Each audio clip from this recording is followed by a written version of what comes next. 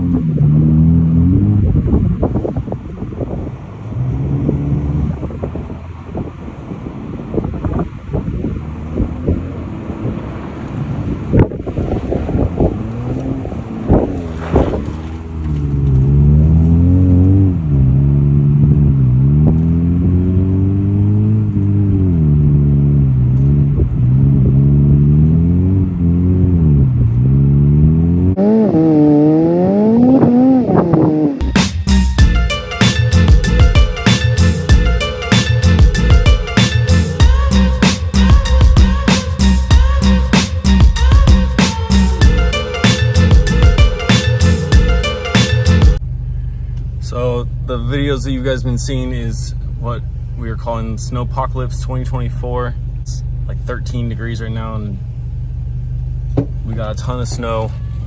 I've been at this old parking lot where everyone's been, drifting and doing, sliding in the snow and stuff. And I went into a part of the snow that was too deep. And now I high centered myself, and so this is the only time you'll ever see I think they're gonna either pull me out or they're gonna try to push me, but if they pull me out, this will be the only time you'll ever see a Ford pull my car out.